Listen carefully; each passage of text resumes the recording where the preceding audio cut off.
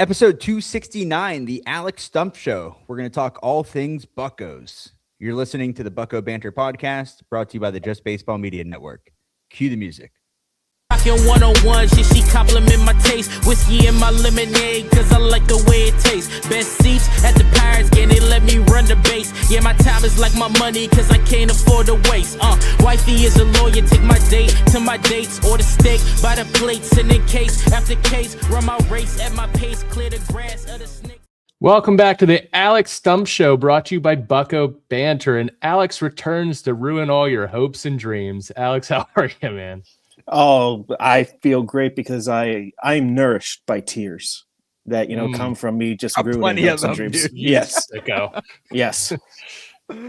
I'm honestly, too, I just want to make an announcement. I am giving up on making fake trade proposals. That's just out.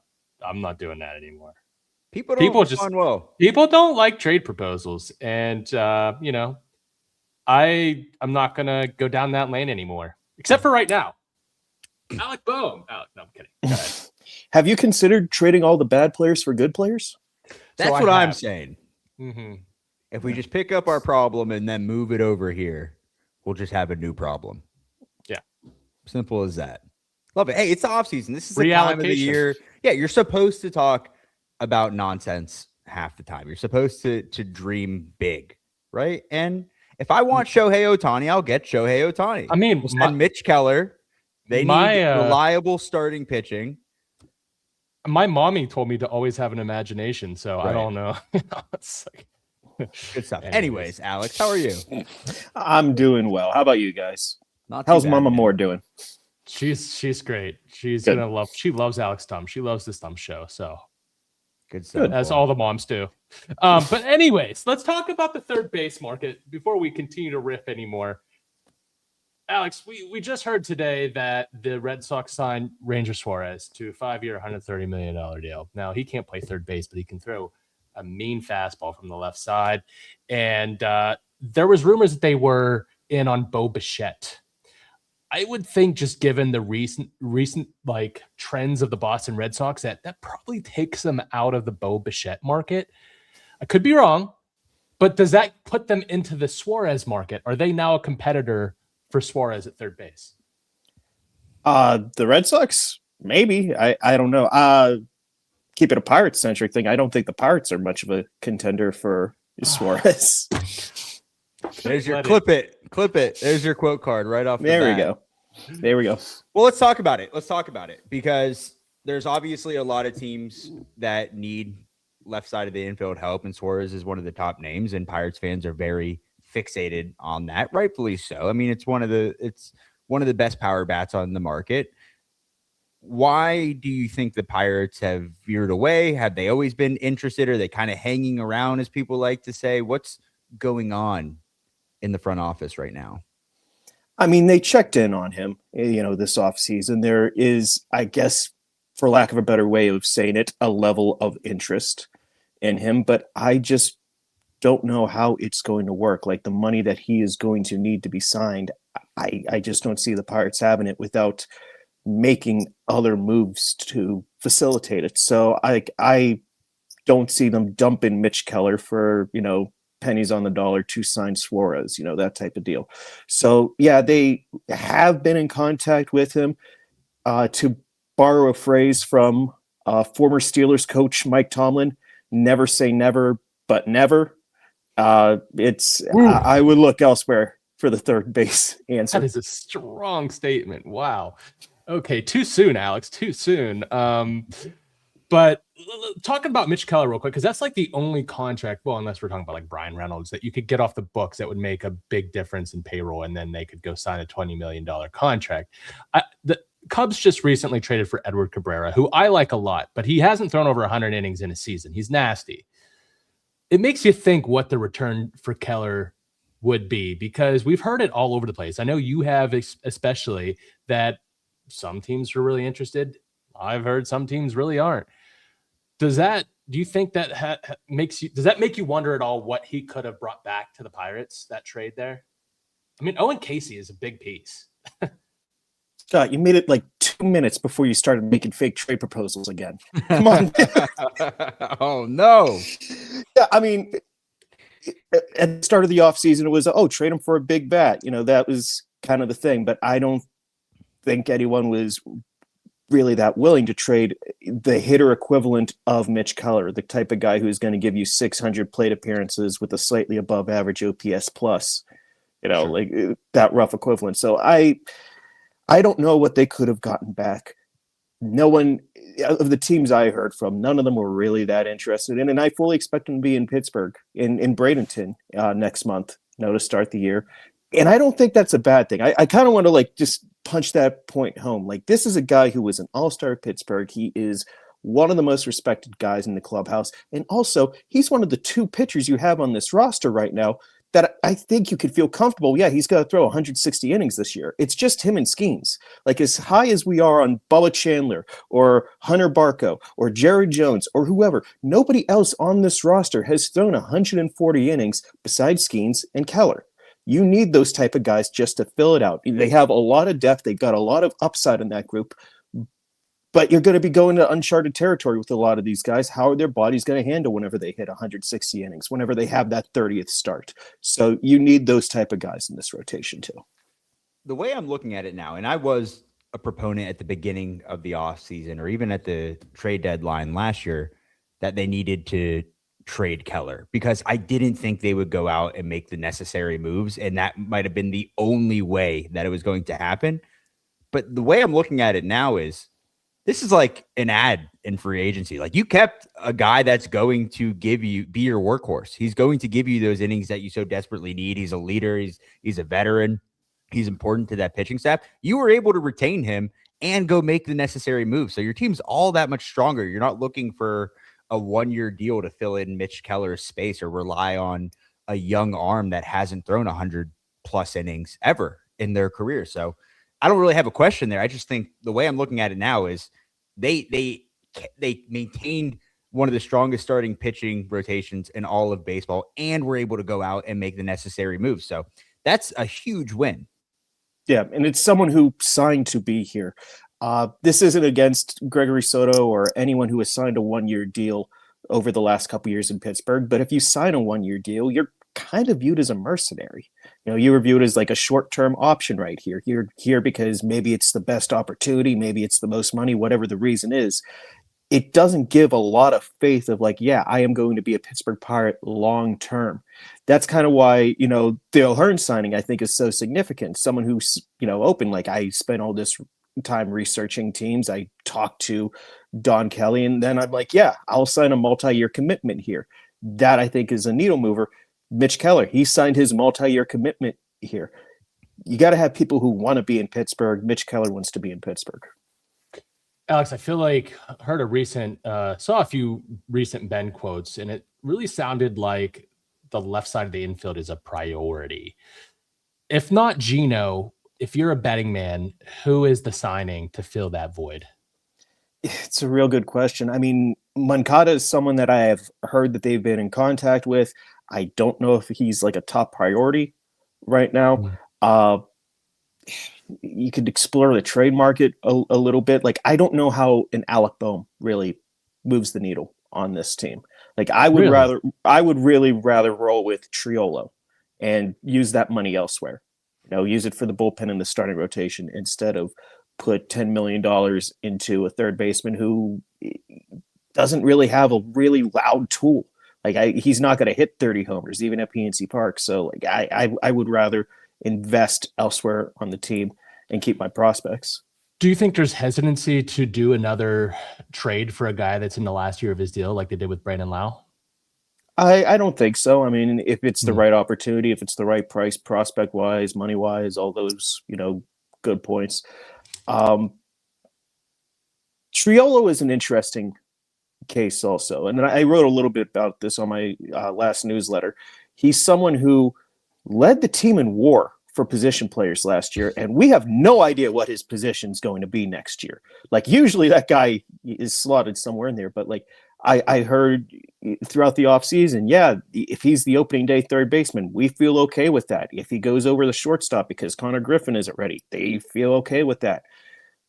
They just need more depth, I think, right now, because Triolo, even though he's finished strong, He's finished strong other years that struggled to start the season the next year. Can you really take that risk again?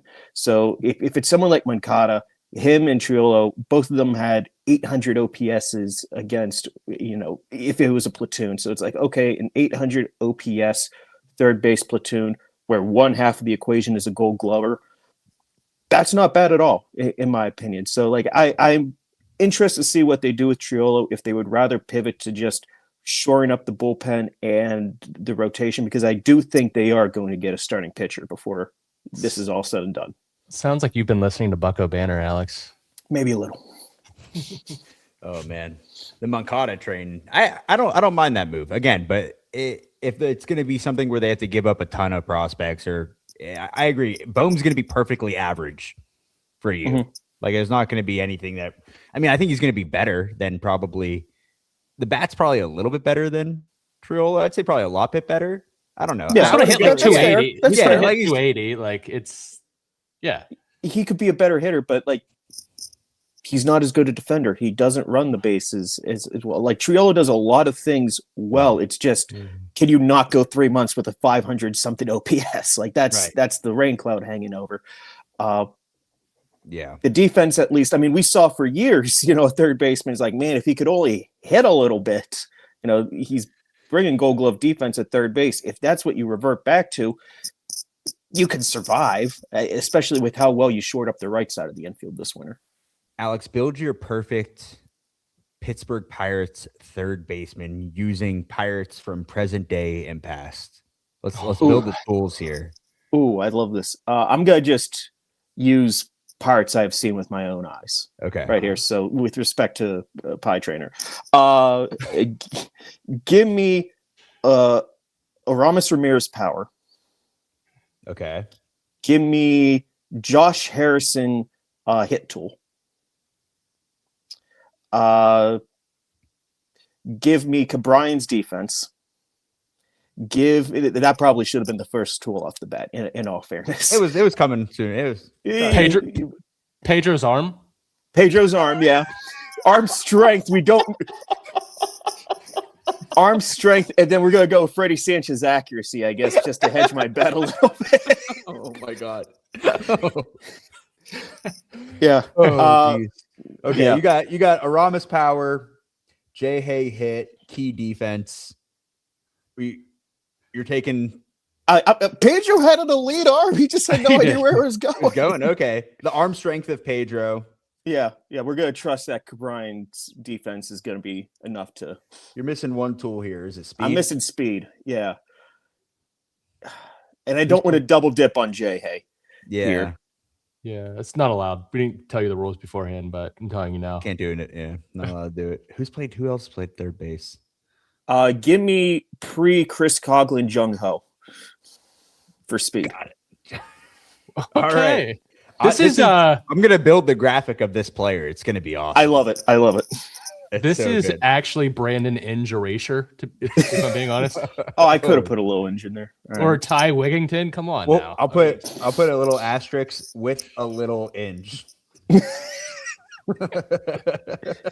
Perfect. God forbid a third baseman gets a little Inge.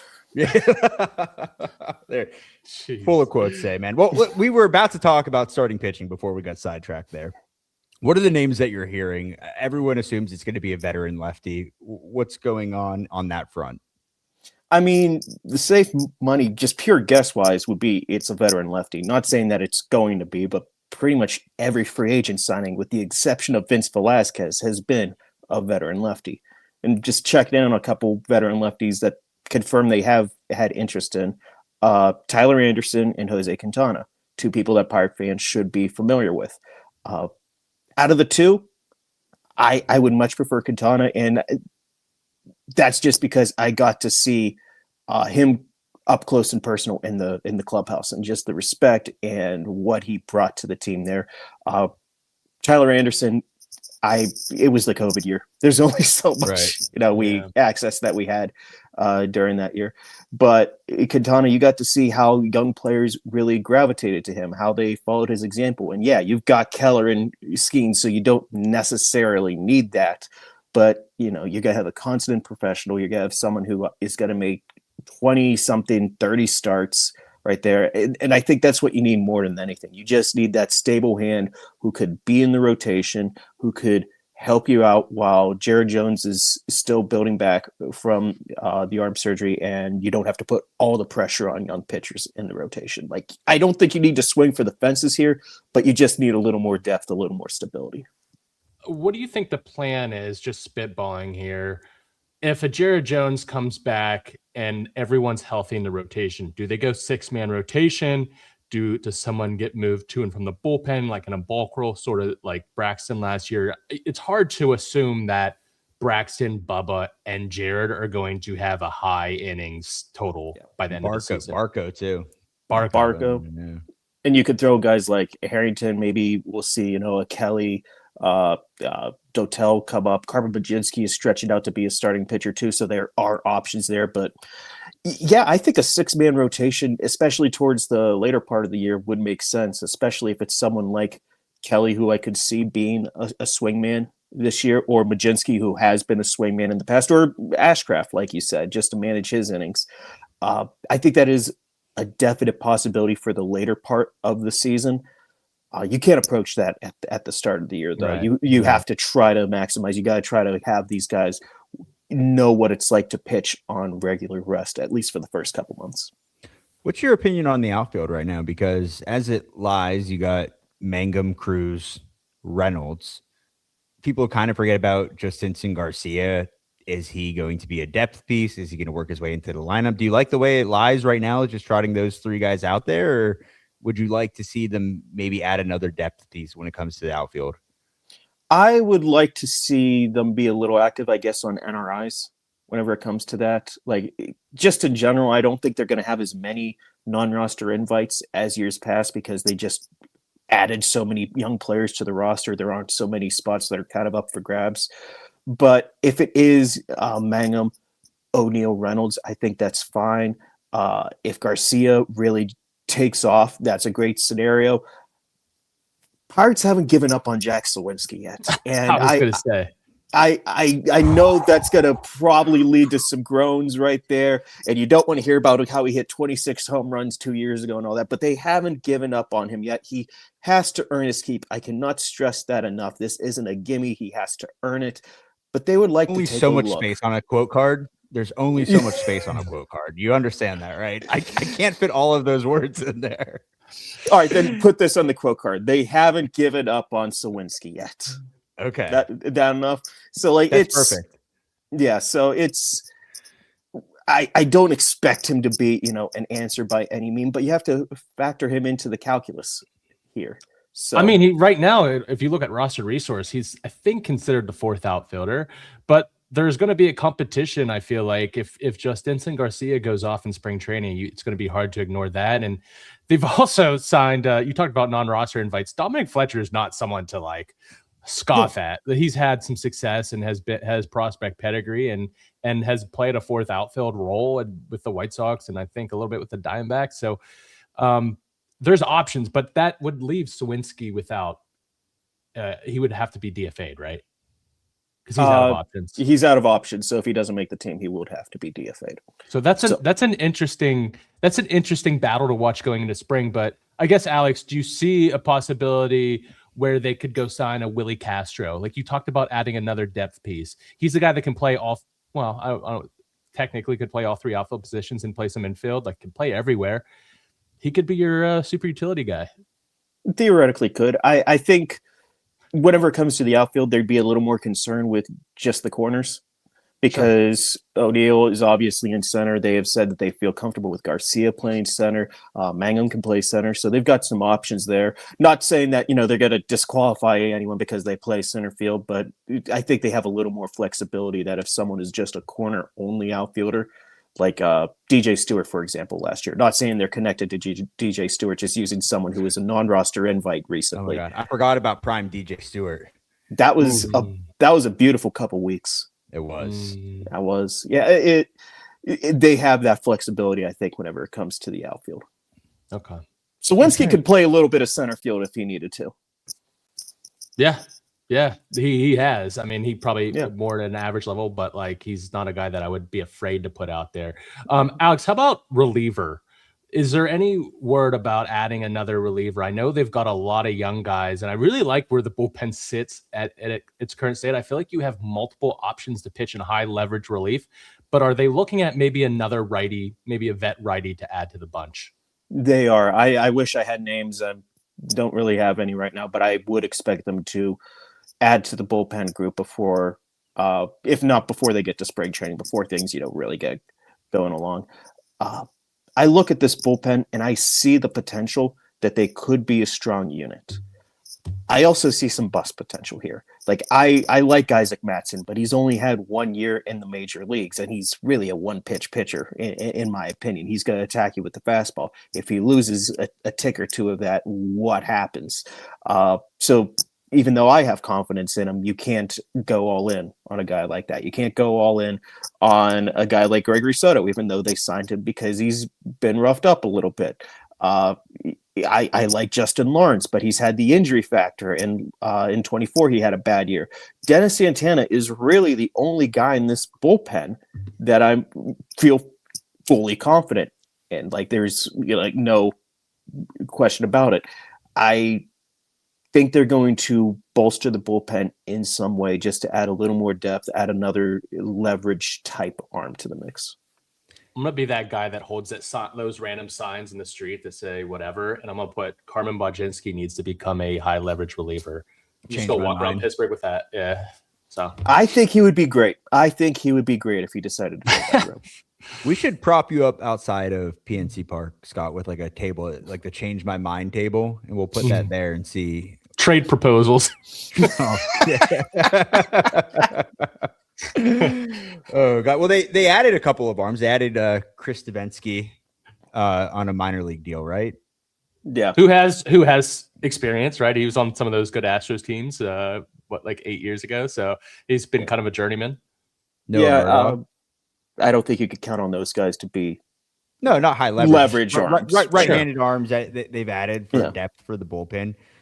Is there one thing you, Alex, specifically want to see outside of what we've talked about today, just you observing this team, that you think will make them better, whether it's a position player, pitcher, relief pitcher? What's like the main focus for you right now? I would like to just see clarity with it. Really doesn't matter to me if it's get another starting pitcher and bolster that group. If it's get a guy who's going to be the short eighth inning guy in the bullpen, if it's get someone in that third base group, like just cross the finish line on one or two more things, I think is the most important thing for this team. I don't think they're done this offseason. They don't think they're done this offseason. They want to add more. That's good. Just cross the finish line. Like the O'Hearn thing was great because it was so not Pirates, what we have seen in the offseason for them for almost a decade. One more of those pleasant type of surprises, I think, would go a long way towards 2026. So do you think there's another multi-year contract in place somewhere? Maybe in the reliever market, maybe, but I don't think so. Like if I had to guess, I would say no, but I wouldn't be shocked. Okay, because like when you say you don't think they're done, and there was an article passed and saying they're not done, is that just kind of like, hey, we're not done in terms of like, yeah, we're going to add some bullpen arms, we might add some depth pieces, but it's not going to be, as we've talked about before, the big sexy signings. Yeah, I stand by my. I think they've made their big sexy moves with here, and if I'm wrong, clip me, throw me on freezing cold takes, whatever. I'll take the L there. Oh no, what a shame. I get to cover another big sexy move this offseason. Right. What a horrible thing for me. Alex, my last question here before we let you go. What are the odds that we go into 2026 opening day with Bart and Henry Davis as your two catchers? I mean, there's Rafael Flores, there's Andy Rodriguez. So I would guess right now 50%, because there is that, that wild card of do they sign one more player? Do they acquire another catcher in there? But I would say that is the most likely combination, but I wouldn't be at all shocked if it's some other combination of the two, or someone who's not in the building right now. Were you go on, Scott? Sorry. I was just gonna say I can't get Victor Caratini out of my head, and he's giving me Francisco Cervelli vibes. Like he's coming from an organization where he's been a backup historically, but he's shown glimpses of offense, and he's a good game manager. It just makes a lot of sense with some past catchers that they've had, not different regimes, but that's just what I keep thinking about. And he knows how to work in a Bill Murphy pitching staff. There you go. There we go. Alex, any surprises with the arbitration agreements there?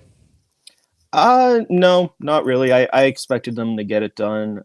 I don't know what the projections were for everyone. I don't think there was anyone that was like more than a couple 100,000 either way. So awesome. Good stuff. I always like when they avoid arbitration. Yeah, everyone enjoys that. No one likes the arbitration process. Yeah, stop being mean to people. How about that? 2026, we're going to stop being mean to people. Well, Alex, great show as always. If you guys don't already, make sure you subscribe to the YouTube channel. It's every other week, the Alex Stumpf Show. You're going to get great content just like this. Make sure you go to the website, Bucco Bantr. You can subscribe to the email list, buccobantr.com. Get some cool merch. Scott, you wearing merch right now? Nice. So am I. Awesome. Good stuff. Alex, we're going to have to get you a hat or something. Yeah, I'm going to need merch eventually, huh? Yeah. I mean, we send you paychecks every week. People should know that. Heavy, large paychecks. 2 commas. Right, good stuff. Well, appreciate everybody tuning in, and we will see you next time. Best seats at the Pirates game, they let me run the base. Yeah, my time is like my money, cause I can't afford to waste. Wifey is a lawyer, take my date to my dates, or the steak by the plates. And